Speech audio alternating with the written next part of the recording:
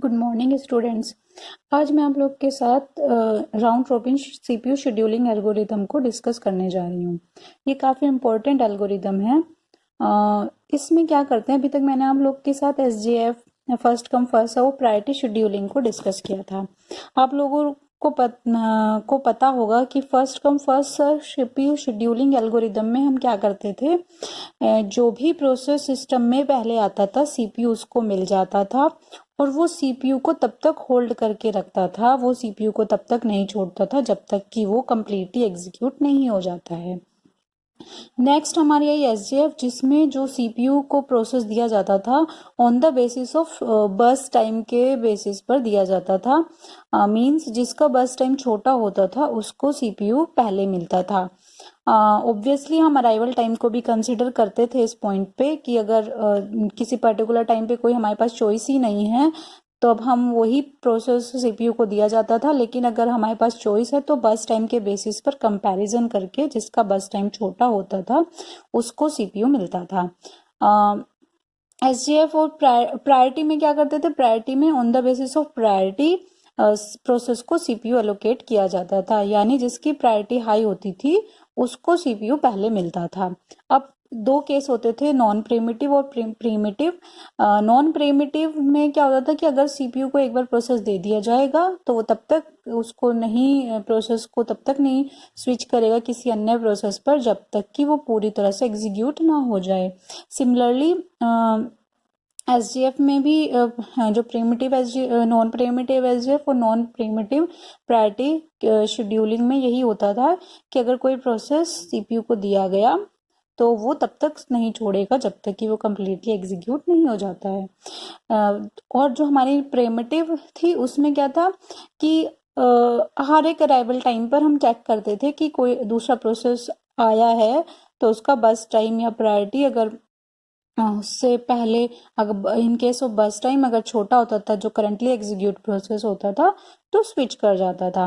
अब बात I round robin scheduling में। राउंड रोबिन शेड्यूलिंग जैसे फर्स्ट कम फर्स्ट सर्व होती थी, ये बिल्कुल वैसा ही है, बस उसका प्रिमिटिव वर्जन समझ लीजिए। तो इसमें क्या होता है कि हर एक प्रोसेस को जो सीपीयू है वो एक पर्टिकुलर टाइम के लिए ही मिलता है और उस टाइम के बाद सीपीयू नेक्स्ट प्रोसेस पर स्विच कर जाता है। ये जो पर्टिकुलर टाइम होता है इसको टाइम क्वांटम या टाइम स्लाइस भी कहा जाता है। ठीक है, तो एक पर्टिकुलर टाइम क्वांटम के लिए ही मिलेगा। अगर कोई प्रोसेस अगर टाइम क्वांटम में कोई पर्टिकुलर प्रोसेस कंप्लीटली एग्जीक्यूट नहीं होता है तो सीपीयू दूसरे प्रोसेस पर एग्जीक्यूट कर जाता है। इन केस कोई प्रोसेस है जो टाइम क्वांटम से पहले ही कम एग्जीक्यूट हो जाएगा तो वो सीपीयू को उसी टाइम पे छोड़ देगा।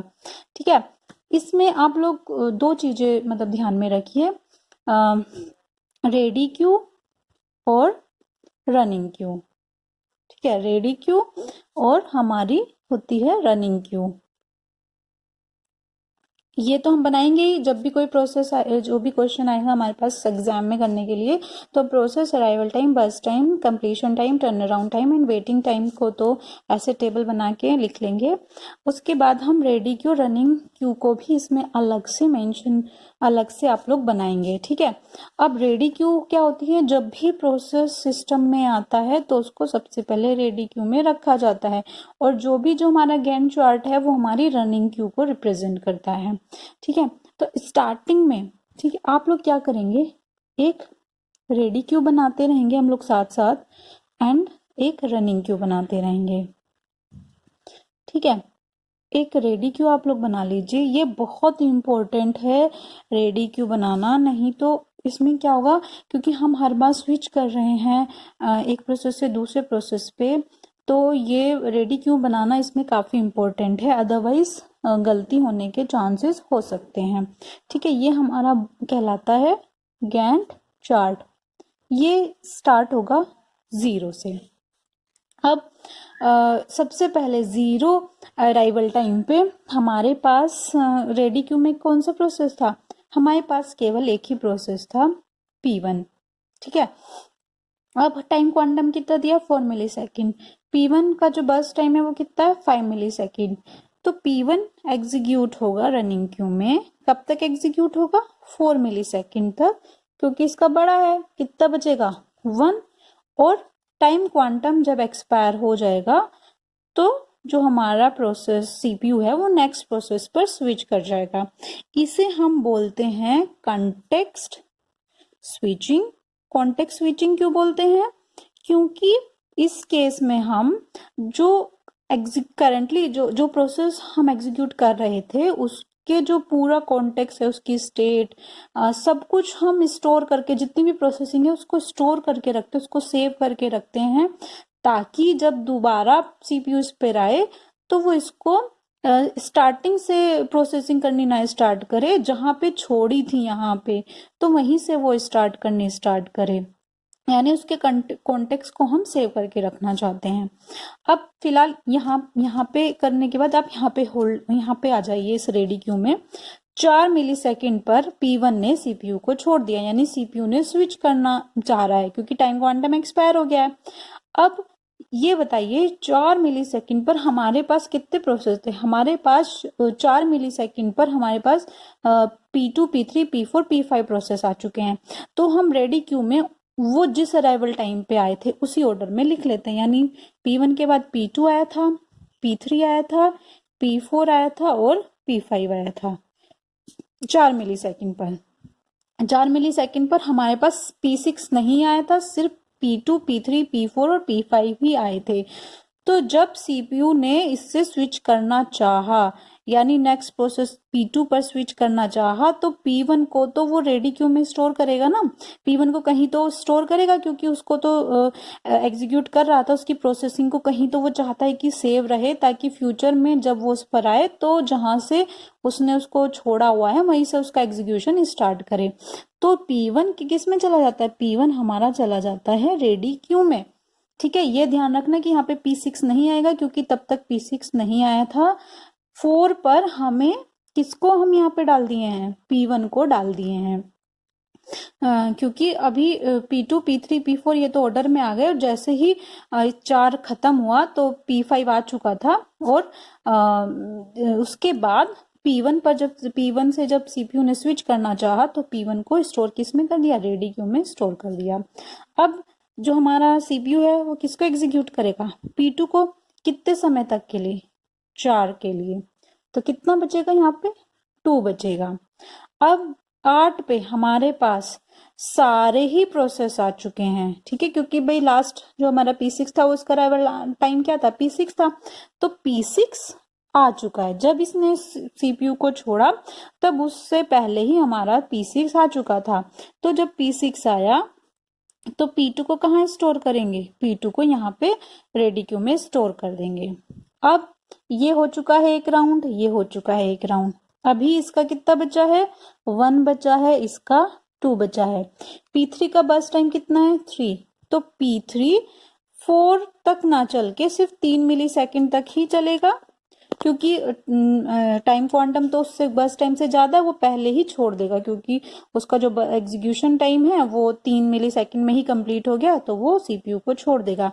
यानी ये हमारा जो है ये कंप्लीट एग्जीक्यूट हो चुका है। अब इसको फर्दर हम इधर नहीं लिखेंगे। अब कौन आया? P4। P4 का बस टाइम क्या है? 1। ये भी क्या करेगा? सिस्टम 1 मिलीसेकंड तक ही एग्जीक्यूट होगा और ये सीपीयू को छोड़ देगा। सीपीयू नेक्स्ट प्रोसेस पर स्विच कर जाएगा और ये भी कंप्लीटली एग्जीक्यूट हो चुका होगा, यानी इसका कोई भी पार्ट नहीं बचा होगा। अब किस पे आते हैं? अब आते हैं P5 पर। P5 का जो बस टाइम है वो कितना है? 5। यानी P5 4 क्वांटम तक ही चलेगा और इसका कितना बचेगा? 1। और ये क्या करेगा? ये फिर जो भी इसका जो भी पोर्शन बचा है वो रेडी क्यू में स्टोर हो जाएगा। यानी किसके बाद स्टोर करेंगे हम? P5 के बाद स्टोर कर देंगे। अब नेक्स्ट कौन सा प्रोसेस है? P6। P6 कब तक चलेगा? 4 मिलीसेकंड तक ही चलेगा, तो ये हमारा हो गया 20। P6 भी अब हमारा कंप्लीटली एग्जीक्यूट हो चुका है, यानी P6 को फर्दर रेडी क्यू में जो है हमें लाने की आवश्यकता नहीं है। अब जो भी हमारे जो प्रोसेस है हम यहाँ तक रन कर चुके हैं। तो सॉरी, यहाँ पे एक करेक्शन है। यहाँ पे P4 के बाद क्या आया था, P5 आया था। P5 कहाँ तक चला, 4 मिली सेकेंड तक चला, तो इसके बाद P1 चलेगा। यहाँ पे P6 नहीं चलेगा, P1 चलेगा, क्योंकि P6 से पहले P1 है। और P1 कितनी देर तक चलेगा, 1 मिली सेकेंड तक चलेगा, यानी ये चलेगा 17 तक। यहाँ पे करेक्शन है, क्योंकि P5 के बाद कौन सा आया, P1 आया, P6 नहीं था। तो ये पहले P1 को एग्जीक्यूट होगा और वो 1 ही मिली सेकेंड तक एग्जीक्यूट हुआ, और उसके बाद उसने CPU को छोड़ दिया।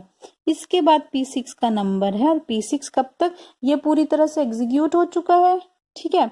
उसके बाद P6 का नंबर आया, वो 4 मिली सेकेंड तक एग्जीक्यूट हुआ और कंप्लीटली एग्जीक्यूट हो गया, तो उसको फर्दर हमें क्यू में नहीं लाएंगे। ये कंप्लीट हो चुका है, ये सब कंप्लीट हो चुके हैं। अब किसका नंबर है, P2 का। P2 का कितना पोर्शन बचा है, 2, यानी ये कब तक एग्जीक्यूट होगा, 23 तक। अब इसका कुछ नहीं बचा, ये भी कंप्लीटली एग्जीक्यूट हो चुका है। नेक्स्ट भी है हमारे पास P5 प्रोसेस। P5 का कितना पोर्शन बचा है, 1, तो ये 24 तक चलेगा, और ये अब हमारे जितने भी प्रोसेस हैं वो कम्प्लीटली एग्जीक्यूट हो चुके हैं।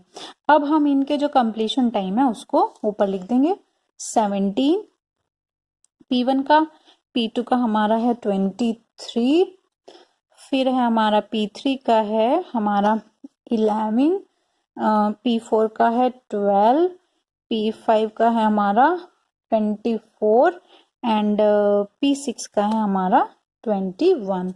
टर्न अराउंड टाइम एक घटा देंगे, अलाइवल टाइम घटा देंगे, माइनस कर देंगे, 22, 9, 9, 20, 16। Waiting time, turn around time minus बस टाइम यानी 12 एंड 22 माइनस 6, 16, 9 माइनस 3 यानी 6, 9 माइनस 1 यानी 8, 20 माइनस यानी 15 एंड 16 माइनस 4 यानी 12। तो अगर हम लोग को निकालना है एवरेज टर्न अराउंड टाइम, तो 17 plus 22 plus 9 plus 9 plus 20 plus 16 divide by 6 and average waiting time क्या है, 12 plus 16 plus 6 plus 8 plus 15 plus 12 divide by 6। ये भी जो भी आंसर आएगा आप इसको लिख देंगे। बस आप लोग को क्या ध्यान में रखना है, हम लोग को रेडी क्यू भी साथ साथ बनाते रहने पड़ेगी, और जो प्रोसेस कंप्लीट एग्जीक्यूट हो जाएगा वो रेडी क्यू में से हट जाएगा, और जो प्रोसेस का पोर्शन बचेगा उसको आप रेडी क्यू में ऐड करते जाएंगे। बस ये ध्यान रखना है कि अगर कोई प्रोसेस तब तक नहीं आया था जब तक उस पर स्विच किया था, तो वो उसके बाद ही लगेगा। जैसे P1 पहले लगा था किससे, P6 से, क्योंकि P6 बाद में आया था, उसके पहले P1 ही रेडी क्यू में लग गया था। मैं एक और एग्जाम्पल डिस्कस करने जा रही हूँ। अब जो नेक्स्ट क्वेश्चन है हमारा, उसमें 4 प्रोसेस गिवन है और अराइवल टाइम हमारा दिया हुआ है और टाइम क्वांटम 2 मिली सेकेंड है। तो सबसे पहले हमें क्या करना है, एक रेडी क्यू भी बनाते चलना है साथ साथ, और रनिंग क्यू। रनिंग क्यू हमारी जो भी हमारी गैंट चार्ट वाली होगी, ठीक है। 0 से स्टार्ट करेंगे। 0 अराइवल टाइम पे हमारे पास कौन सा प्रोसेस था, P1। कब तक, ठीक है, स्टार्टिंग में P1 कब तक एग्जीक्यूट हुआ, 2 मिली सेकेंड तक एग्जीक्यूट हुआ, क्योंकि टाइम क्वांटम 2 मेंशन है, फर्स्ट टाइम 5 है, तो ये इसका कितना पोर्शन बचा, 3 पोर्शन बचा। और ये क्या हुआ कि जब ये 2 मिली सेकेंड तक एग्जीक्यूट हुआ, तो ये CPU ने दूसरे प्रोसेस पर स्विच करेगा। अब तो हम ये देख लेंगे कि 2 अराइवल टाइम पे हमारे पास रेडी क्यू में कौन कौन से प्रोसेस थे। पहले आया P2, नेक्स्ट आया P3, और P4 नहीं आया क्योंकि P4 तो 4 पे आया है, और 2 पे P1 ने स्विच कर दिया, यानी 2 पे P1 किस में चला गया, फिर से रेडी क्यू में चला गया, और ये उसकी वो वाली पोर्शन है जो कि एग्जीक्यूट अभी कंप्लीटली नहीं हुआ है, जो यहाँ से बचा हुआ पोर्शन है। ठीक है, तो इसको हमने रेडी क्यू में डाल दिया।